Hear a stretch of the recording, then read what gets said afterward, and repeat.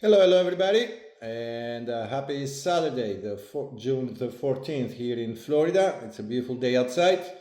I just finished a listing appointment, and hopefully by next month we should bring it on the market. I have to do a couple of showings and head home.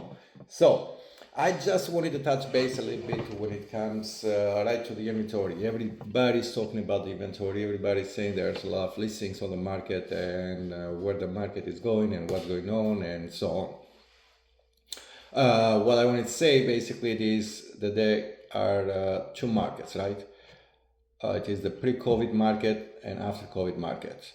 I went back and I was checking a little bit the data basically because in my opinion always you check the past to see what's the future like, and especially like in real estate world. So right now, basically in the entire United States, nationwide, we're sitting at 1,030,000 listings, right? Which it's a high number. However, I went back in 2018 and I was checking the amount of the listings back then, and actually as of May of 2018, they were 1,134,000 active listings. Now, if you recall in 2019, like there will be like articles that they will say like, oh, the market's about to crash, this and that, and so on. Why? Because like the market was doing good, like the prices were going up and this and that, and everybody was saying like, oh, what's going, like we're heading into the crash, right? Because people are going back to, or everybody like is looking back to 2008 since the last market crash.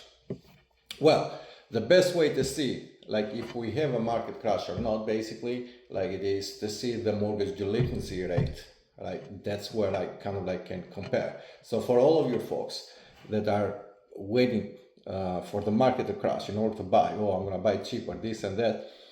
Well, on a single family homes, the delinquency rate right now, nationwide, it's sitting at 1.79%, right? Which is historically low. The average basically will be 2 plus, something like this. Now, if you compare that number to the 2008 market crash, it reached in 2008, it reached up to 14%. The average year basically was somewhere 9.8% delinquency rate. So all these kind of like to say that we don't foresee anything market crash when it comes to the real estate world. At least myself, I don't see it. I don't see how. I check even specifically, right? Because at the end of the day, market is local. The real estate market is local. So I check specifically like Orange County. In Orange County, there are approximately 6,000 active listings on the market, right? Out of all those, basically 26 of them are foreclosure and 23 are short sale. So out of an average of about 6,000 active listings on the market, not even 50 of them basically are in a distressed situation. And even those, like when they put them for sale, all the banks, the 26 basically, I did check a few of them, and they're selling them on a market value. They're not selling them something like underpriced or this and that and so on. The banks still like insist to sell them on a market value. So again, I'm saying all these guys that there's nothing, it's not abnormal to what is going on in the real estate market. It's not abnormal that why we have so many listings.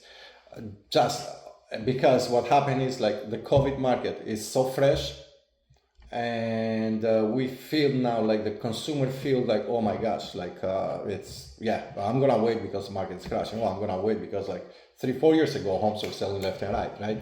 Well, what happened 3-4 years ago, like during COVID, like wasn't normal, and I don't think we're gonna live to see something like this again. Now, when it comes to the pricing, well, during COVID times, Texas and Florida were the two states basically that they saw the most price increase out there. I mean, we had Miami, Tampa, Orlando. In Texas, basically, there were like some cities that the same thing, like they were seeing like a really price increase, like compared to the other states in the nation, like they were seeing the most increase, like people were moving the most desired location that people to move to, right? So we had the highest price increase in these two states, Florida and Texas. well, now we're gonna have like what is called a market correction, right? So there's not anymore the demand that it was, and why this happened? It's simply the affordability. It's literally it's nothing else, guys. Like, it's the affordability when it comes, if you include together the high rates, high taxes, insurance, that makes it basically for the buyer, the buying power basically to have gone down to 48%. So again, so someone basically could buy 4 years ago 4-bedroom, right now you can afford to buy 2-bedroom. For example, if you get now, another thing what I would say, like if you get all the listings that are active on the market and you decrease the price of them from 50 to 100,000, they're all gonna be sold. Like literally, and when we may say like 100,000, I'm saying basically if it's 100,000, I'm talking for a high-end pricing, right? I'm talking for 600,000, 700,000, 800,000 purchase price and so on. On 50,000 price adjustment. So if you get that home like 400,000 and you put it on the market for 350, that home is gonna disappear like in a heartbeat. So this is to say that the buyers are there. The buyers are ready to buy. It's the affordability basically that makes it hard for them to make the move. So that's all what I had to say, guys. So stay safe out there, be good, and if you have any question, always don't hesitate to reach out. Bye.